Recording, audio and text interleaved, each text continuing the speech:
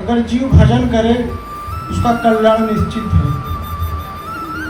हम कहते हैं ज़्यादा भजन नहीं कर रहे हो तो कम से कम 2 ही मिनट करो, शुरुआत तो करो।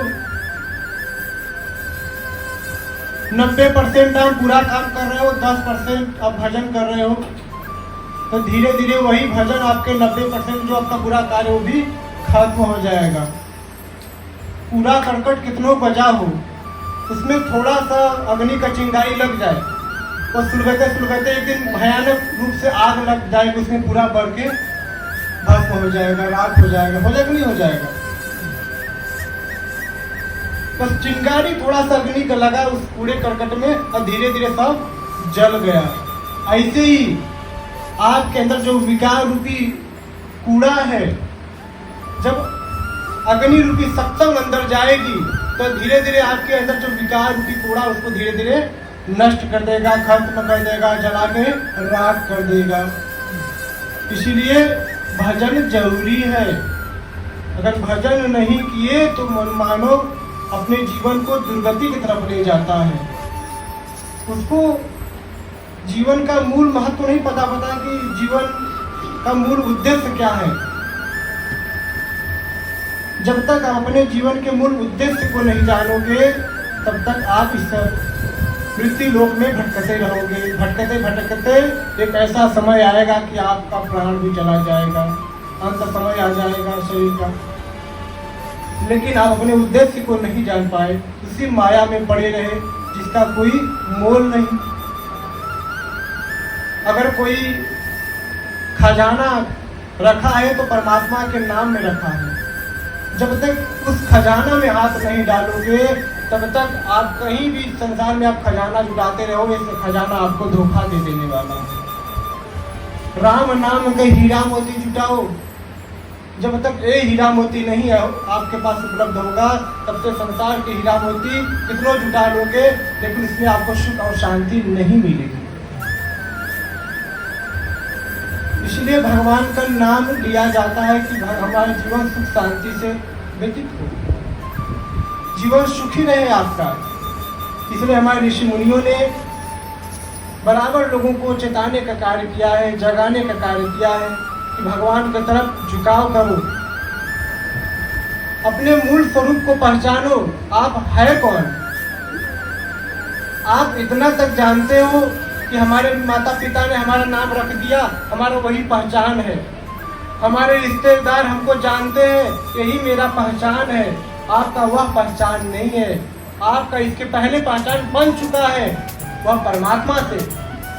लेकिन इस मृत्यु लोक में आते ही इस माया का इतना प्रभाव हो जाता है जीव के ऊपर कि उस मूल कर्तव्य से वो भटक जाता है, उस मूल पहचान से वो भटक जाता है जीव। और इस संसार में दर दर के ठोकरें खाता है, सोचता है यहाँ सुख मिलेगा वहाँ सुख मिलेगा, लेकिन इसी भ्रम में अपने पूरे जीवन को निकाल देता है और सुख उसको नहीं मिल पाता है।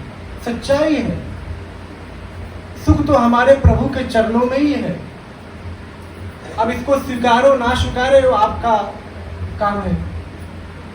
लेकिन जो हमारा ग्रंथ कह रहा है, जो शास्त्र कह रहा है, जो ऋषि मुनि लोग हम लोग को बताते चले आए हैं, अगर हम उनकी वाणी को अपने जीवन में न उतारेंगे ये दुर्भाग्य है कि मनुष्य शरीर पाकर हम अपने जीवन में भक्ति भजन नहीं कर पाए, मात्र माया को ही पकड़े रहे। मामिस जो यामिस नहीं, जो नहीं है वो माया है। इस काया के जो आपका शरीर रूपी काया है माया के रूप में, क्या यह हमेशा के लिए है? ऐसा तो है नहीं। एक इसका समय आएगा कि ये भी चला जाएगा। आपके सामने कितने लोग चले गए, बूढ़े बुजुर्ग जवान सब, 4 दिन रोएगा, इसके बाद शांत हो गए, फिर अगले माया में पड़ गए, फिर वो भूल गया कि कौन था, आदमी था कि पड़ोसी था, कौन था। तो कोई एक जीव का यही तो है, जब तक कोई चेहरा साथ में रहेगा उससे हमारा लेन देन रहेगा, स्वार्थ पूरा होता रहेगा, उसके प्रति हमारा झुकाव रहेगा, दर्द रहेगा, पीड़ा रहेगा। जैसे ही वो जीव हमारे सामने से कहीं दूर चला जाता है, उस जीव से हमारा भेंट नहीं होता है, धीरे धीरे उसके प्रति जो मोह माया है वो समाप्त होने लगती है। बताइए, जो स्टार्टिंग में आपका रोना धोना था वो लास्ट में होता है क्या? 10 दिन 20 दिन महीना 2 महीना बाद वो रोना धोना वही स्टार्टिंग वाली होती है। फिर शांत हो जाते हो ना, फिर दूसरे अपने माया में आप लग जाते हो, धीरे धीरे उसको भूल जाते हो। यही तो माया है, इसी को तो पहचानना है। जो भी इस मृत्यु लोक में आप भोग रहे हो वो आपका ही है, वो किसी और का दिया हुआ नहीं है। चाहे किसी न किसी माध्यम से आप उसको भोग रहे हो। वही जीव अगर परमात्मा का भजन करने लगे तो जो आपका दुख है, दर्द, जो पीड़ा है, जिस पीड़ा में आप पड़े हो, आसानी पीड़ा, उस आसानी पीड़ा से आप बाहर निकल जाओगे प्रभु का नाम लेते लेते। अच्छा एक बात है, जब कहीं आप जाते हो आपको डर लगता है तो आप क्या करते हो? वहाँ पे भगवान का नाम राम राम करने लगते हो, हाँ, या हनुमान चालीसा का पाठ करने लगते हो कि कोई हमारे पास भूत प्रेत नहीं आएगा, है या नहीं है? अच्छा लेते हो कि नहीं लेते हो? जब आपके जीवन में तकलीफ आ जाए तो उसमें भगवान का नाम नहीं लेते हो, बस हाथ जोड़ के कहते हो भगवान हमको मोटरसाइकिल नहीं मिला, हम इसलिए रो रहे हैं, हमको ये नहीं मिला, हम इसलिए रो रहे हैं। भैया भगवान से प्रार्थना करो, प्रभु हमारे जीवन में खुशियाँ लाओ, आपने जो दिया है बहुत दिया है और हमको विश्वास है और जो भी हमारे मन में इच्छा है आप पूरा करेंगे। ऐसा भाव रखो। रोने धोने से काम नहीं चलेगा। सब रो रहे हैं, जो पूंजीपति वो भी रो रहे हैं, जो महल में वो भी, जो झोपड़ी में है वो भी, सब रो रहे हैं। तो सुखी कौन है? कौन नहीं रो रहा है? जो प्रभु में डूबा है वही नहीं रो रहा है, और तो सब रो रहे हैं। देखिए ये मन चिड़चिड़ापन में क्यों हो रहा है? क्योंकि इसमें विकार आ गए हैं। या लोभ, क्रोध, मोह, काम में इतना फंसा हुआ है, इसको समझ में नहीं आ रहा है जीव को मैं क्या करूं। जब आप सत्संग सुनोगे गुरु के सानिध्य में बैठकर, तो आपको जीने की कला पता होगा, जीवन को कैसे जिए। जब तक आप सत्संग नहीं सुनोगे तब तक आपको ज्ञान नहीं होगा। बिनु सत्संग विवेक ना हुई, राम कृपा बिनु सुलभ न सोई। बिना सत्संग का आपको विवेक हो ही नहीं सकता है, इसलिए सत्संग की आवश्यकता सबको है। आप सत्संग सुन रहे हो तो इससे क्या हो रहा है कि आपके पाप दूर हो रहे हैं। अगर आपके शरीर में कोई विकार रूपी भूत घुस गया होगा ना, तो उसकी गेट पर क्या होती है? पिटाई होती है। कौन करता है? प्रभु करते हैं। हाँ, धोबिया दाव लगा के पटक देते हैं, चित्त हो जाता है। हाँ, यह है हमारे प्रभु की लीला। हाँ, मजा लो कोई मुड़ी हिला दे, हमारे प्रभु की कृपा है। आप ठीक भी हो जाओगे, आपको पता भी नहीं लगेगा। इससे बड़ा चमत्कार कहाँ मिलेगा? हाँ? हमारे ऋषि मुनियों ने यही बताया है, मात्र भजन करो, गुरु के सानिध्य में बैठ के सत्संग सुनो, गुरु बाणी पर चलो, कल्याण ही कल्याण है। जीवन में चमत्कार ही चमत्कार है। लेकिन आप ऐसा करते नहीं हो। आप लोग को बस आंखों से देखना चाहिए, महाराज जी आपका कोई खेल नहीं रहा है, हबुआ नहीं रहा है, दिखाओ तो। भैया किसी का मान सम्मान को लेकर क्या करोगे? अगर कोई यहाँ पे झोटा खोल के हिलाने लगे मूड़ी अपना जोर जोर से, तो इसमें उसका सम्मान नहीं जाएगा, उसकी इज्जत ही जाएगी। लेकिन हमारे प्रभु ये सब नहीं चाहते हैं। हमारे प्रभु चाहते हैं कि आप श्रद्धा से आओ, सत्संग सुनो, धीरे धीरे आपके घर में कोई सी भी समस्या है वो धीरे धीरे क्या होगा? समाप्त हो जाएगी। आपको पता भी नहीं लगेगा। फिर कहोगे गुरु जी कहाँ जा रहा हूँ, मेरे ऊपर खूब भगवान की कृपा हो गया। देखिए कोई बीज होता है तो तुरंत वृक्ष नहीं बन जाता है। कोई अखाड़े में जाते ही पहलवान नहीं हो जाता है। कोई स्कूल में जाते ही विद्वान नहीं हो जाता है। बीज और वृक्ष के बीच लंबा समय लगता है। ख्याल रखना। गुरु जी के यहाँ आए, 10 दिन आए, 4 हफ्ता 2 हफ्ता आए, गुरु जी कृपा नहीं हो रही है। भैया पता नहीं कहाँ जन्म से पाप करते आ रहे हो, कृपा तुरंत चाहते हो। गुरु जी कोई का ठिकाने के थोड़ी ना बैठे हैं। हाँ भैया यह सत्य का दरबार है। आप अगर इस दरबार में विश्वास और श्रद्धा से आओगे तो जीवन आपका खुशहाल से और अच्छे से व्यतीत हो जाएगा, और जीवन में कुछ ऐसी चीज़ों कमा लेंगे जो मरने के बाद भी काम आएगा। हाँ? जो आप भजन भाव कर रहे हो, जो सत्संग कर रहे हो, ये सब अपने आने वाले समय के लिए आप रख रहे हो। देखिए जो कुछ आप यहाँ से पा रहे हो ना, ये आपका जमा हो रहा है। क्या हो रहा है? जमा हो रहा है। जब आपका शरीर का रिटायरमेंट होगा तो ये पूंजी आपके सामने प्रकट हो जाएगी। समझ रहे हो? हाँ, पीएफ कट रहा है। समझ रहे हो? ये पीएफ कट रहा है।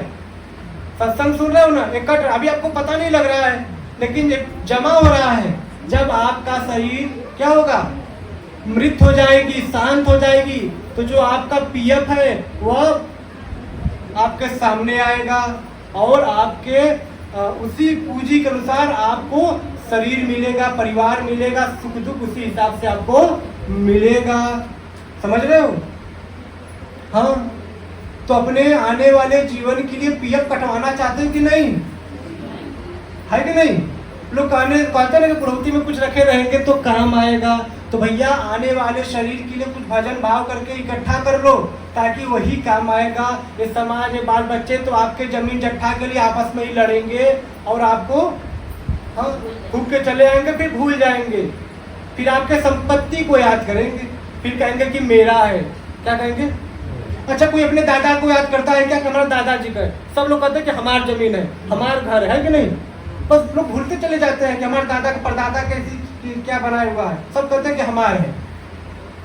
तो देखिए, जो चीज आप यहाँ पर पाए हो, जो चीज आप यहाँ पर पाए हो, वो चीज खो दोगे, लेकिन मात्र वही चीज आप पाओ, यहाँ से ले जाओगे जो भगवान का नाम लेगा, वही चीज आपके मात्र साथ में जाएगा और सब कुछ छूट जाएगा इसी जगह। समझ रहे हो? ये बाल बच्चे, लड़की लड़का सब छूट जाएगा। आप अपने गांव में जाकर, अपने शहर में देखे होंगे कि माता पिता को गुजर जाने के बाद जमीन पर सब लोग लड़ाई करता है या नहीं? माता पिता जो कपड़ा पहने होंगे, जिस खाट पे सोए होंगे, सब छूत लग गया, है कि नहीं? उनको छू दिए तो छूत लग गया, लेकिन उनका कान, उनका कुंडल, नाक का कुंडल जो सोने का है उसमें छूत, अच्छा उसमें भी छूत तो लगना चाहिए। बताओ, उनके सामने खड़े हो जाने से तुम नहाते हो कि उनको छूत लग गया, लेकिन उनके जो भी चीजें महत्वपूर्ण वाली चीज होती है, कामिल चीज होती है, उसको आप अपने घर में रख लेते हो, है कि नहीं? सबसे बड़ा पाखंडी तो हम लोग हैं, पाखंड करते हैं। पाखंड तो करते हो कि नहीं करते हो? तो देखिए, इस दुनिया में हर व्यक्ति कहीं ना कहीं से स्वार्थ से जुड़ा है। आपसे स्वार्थ से सब लोग जुड़े हैं, कोई भी व्यक्ति हो। अभी आप बीमार हो जाओ, खाट पे पड़ जाओ, आपका लघु शंका, आपका शौच साफ करना हो जाएगा 1 महीना 2 महीना, फिर सोचेगा मर जाती तो बन जाता। कितना सुंदर बीबी क्यों ना, उसको खूब प्यार दुलार करते हो, अगर 1 महीना खाट पे पड़ जाए तो आप सोचते हो कि मर जाती तो मेरा बन जाता। वो प्यार कहाँ गया तुम्हारा? वो स्नेह कहाँ गया आपका? ये दुनिया है, ये स्वार्थी दुनिया है। ठीक है, जब तक आपके दादा दादी काम में आएंगे तब तक उनको खूब कहोगे भी 10 साल जी जाती तो अच्छा हो जाता। जिस दिन किसी काम में नहीं आएंगे तो मर जाती तो बन जाता, है कि नहीं? सेवा नहीं करना चाहते। तो कहने का तात्पर्य है कि जो आप भजन भाव किए रहोगे यही आपको काम में आएगा, बाकी आप कुछ भी काम में नहीं आएगा। इस बात का ख्याल रखो। ये भूत प्रेत, पिचासनी, डाकनी, शागनी, सब क्या है पता है? ये विकार है, एक गंदगी है, ये सब गंदगी है। जहाँ गंदगी होता है उसी जगह कीड़े पड़ते हैं, उसी जगह बदबू आते हैं, उसी जगह दुर्गंध आते हैं। उसी जगह जहाँ गंदगी होते हैं, दुर्गंध कहाँ होता है? जहाँ गंदगी होता है। तो अगर आपके मन में पवित्रता होगी, आप अपने आहार विहार पर ध्यान दे रहे हो, अपने घर में साफ सफाई रख रहे हो, भूत का बाप भी नहीं आएगा। भूत नहीं, भूत के बाप भी नहीं आएगा। यहां से बता रहा हूं, जो बोल दिया प्रमाणित है। अब मानो न मानो अलग बात हो। लोग कहते हैं महाराज जी परेशान है, काहे को नहीं परेशान रहोगे? दिन भर मन में गलत विचार रखते हो, एक दूसरे को गिराने के चक्कर में हो, दूसरे के बारे में बुरा सोचते हो, चोरी करते हो, एक दूसरे का है सोचते हो ये बना ले, वो बना ले, अपने लड़के बदे। लेकिन ये आपको नहीं पता है कि वो पाप का भागीदार कौन हो रहा है? आप हो रहे हो, भोगना आपको पड़ेगा। समझ रहे हो? तो इसीलिए ये सब जो नकारात्मक भूत प्रेत आप लोग कहते हो ना, ये सब बात तो मैं अब लेना ही नहीं चाहता हूँ भूत प्रेत का नाम, लेकिन आप लोग इतना मजबूर कर देते हैं कि मुझको लेना पड़ता है। महाराज जी परेशान है, कोई भूत प्रेत नहीं, कोई तंत्रवादा नहीं। आप भगवान को अपने जीवन को समर्पित करके देखो, भूत छूटेगा तो भी बताना। हाँ, मुंडन करा दूंगा बोल का, छू देगा तू, हाँ, टकला रहूंगा फिर।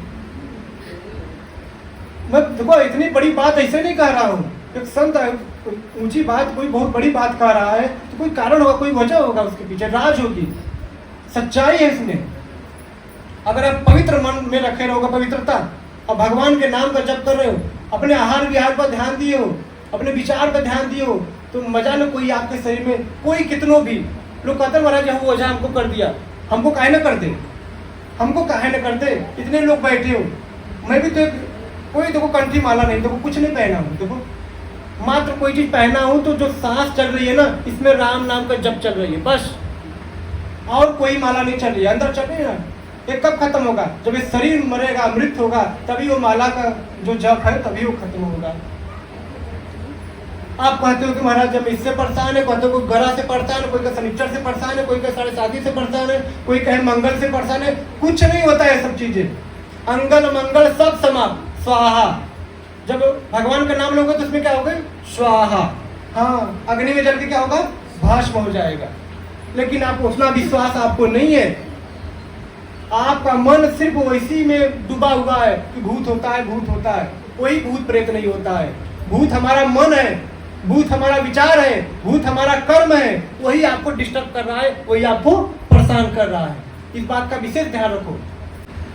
तो जो विकार है, जो आप अपने मन में पाल रखे हो, जब इसको मन से बाहर निकाल दोगे तो आपका मन हल्का हो जाएगा, आपका मन शांत हो जाएगा। हाँ? कितने लोगों को घर में जाके देखो, सुबह 8 बजे तक सोए रहते हैं, खाट वैसे ही पड़ा रहता है, बिस्तर वैसे ही पड़ा रहता है, ऐसा लगा पराचित घर लिया उसके घर में। आपके पास झोपड़ी क्यों ना हो, मैं बार बार कहता हूँ, उस घर में सुबह सबसे पहले झाड़ू लगाओ। क्या लगाओ? झाड़ू। सबसे पहले घर में झाड़ू लगना चाहिए, उसके बाद फिर पूजन पाठ करो, उसके बाद फिर भोजन बनाओ घर में नहा धोकर। हाँ, उस घर में माता लक्ष्मी की कृपा होती है, उस घर में देवी देवता का वास होता है। जिसके घर में भजन कीर्तन नहीं होता है, उसके घर में देवी देवता का वास नहीं होता है। बस जो भी आपके पास प्रारब्ध ठीक ठाक पूर्व जन्म का जो गोदाम भरा है, उसी से खा रहे हो, लेकिन सुख खत्म कर रहे हो। कितने लोग कहते हैं ना कि देखो सुखी है, पैसा इसके पास है। कितने लोग पैसे वालों को मैं देखा हूँ रोते हुए, कोने में बैठ के रोते हैं, घबराहट होती तो घबराहट का दिन भर टिकिया खाते हैं। हाँ,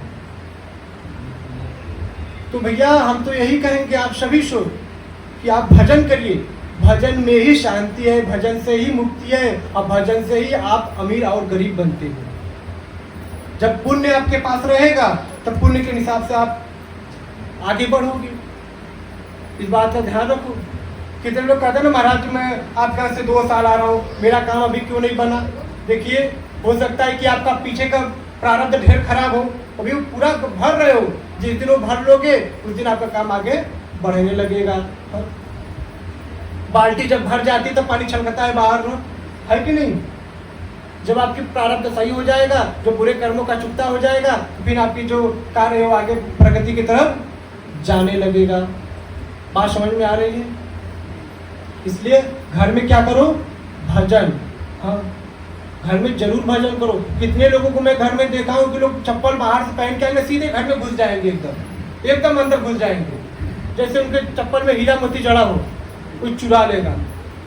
भाई चप्पल है, पता नहीं कहाँ कहाँ पैर पड़ा है, पता नहीं कौन सी ऊर्जा को कैच किया है, इसलिए चप्पल को घर के बाहर ही निकालो, वो भी साइड में। उसको कोई नांग के घर में प्रवेश ना करो। कितने लोगों को मैं घर में देखा हूँ कि चप्पल कहीं भी निकाल देते हैं। कितने लोग उसी पर नांग के आएंगे जाएंगे, फिर उसी चप्पल को आप पहनोगे, फिर कहोगे मेरा दिमाग डिस्टर्ब है, मेरे अंदर घबराहट हो रही है, कुछ भी बात नहीं फिर भी हमको दिक्कत हो रही है। यही सब बात है, छोटी छोटी बात। जब ये सब बातों का ध्यान नहीं दोगे तो जीवन में तकलीफ और समस्या आएगी ही आएगी। इसलिए सब समस्या से दूर होना है तो भजन करिए, और अपने जो आहार विहार घर का उठन बैठन रहन सहन है उसमें सुधार करिए। तब देखो आपके जीवन में उन्नति होती कि नहीं होती है। फिर हमसे कहना, जिस दिन आप अपने घर की अच्छे से सफाई करते हो, आप बार बार अपने घर को निहारते हो कि मेरा घर कितना अच्छा लग रहा है। क्यों? क्योंकि वहाँ की ऊर्जा चेंज हो जाती है, बहुत पॉजिटिव ऊर्जा हो जाती है। जिसके घर में नकारात्मक ऊर्जा होती है ना, घर में जाते ही मन में अच्छा नहीं लगता है, गुस्सा आता है, क्रोध आता है, ऐसा लगता है घर से कहीं बाहर दूर चला जाओ। मतलब उसके घर में नकारात्मक ऊर्जा है। हाँ, उसके घर में कोई पितृ दोष होगा, कोई भूत प्रेत होगा। हाँ? ऐसी ऊर्जा जो वहाँ डिस्टर्ब की हुई है, सबको परेशान कर रही है। जब आप अपने घर में भजन भाव करेंगे तो ऐसी ऊर्जा आपके घर में प्रवेश नहीं करेगी। समझ पा रहे हो? इसलिए मैं कहता हूँ कि आश्रम में आओ तो 10 मिनट पहले आओ, ताकि यहाँ शांति से बैठकर थोड़ा सा जो महिलाएं भजन गा रही हैं इसको सुन सके, या तो मौन होकर भगवान का चिंतन कर सके। बस मैं सोचता हूँ कि जो भी जनता यहाँ पे आ रही सबका कल्याण हो। मैं तो भगवान से ही प्रार्थना करता हूँ कि हे प्रभु, जो भी आपके भक्तगण आ रहे हैं सबके ऊपर अपनी कृपा बनाए रखना, और उसके साथ साथ हमारे ऊपर भी कृपा बनाए रखना। हाँ? तो यहाँ पर आपको कुछ मिलता है, यहाँ पर हमको भीड़ जुटाने की कोई जरूरत नहीं है कि यहाँ पे आओ भीड़ और हमको दिखाना, ऐसा कुछ नहीं है। बस मेरा एक ही भाव है कि समय से आओ, सत्संग सुनो, कुछ पाओ। यहाँ मैं कुछ दे रहा हूँ यहाँ से। शायद आप न समझ पाए तो इसका दुर्भाग्य है आपका कि आप समझ नहीं पा रहे हो। गुरु वाणी को ध्यान से सुनना चाहिए। जो भी गुरु जी कह रहे हैं इसको अपने जीवन में उतार कर उसका मार्गदर्शन करना चाहिए। बात समझ रहे हैं? हाँ, तभी आपके जीवन में आनंद आएगा, तभी आपके जीवन में सुख आएगा। हाँ?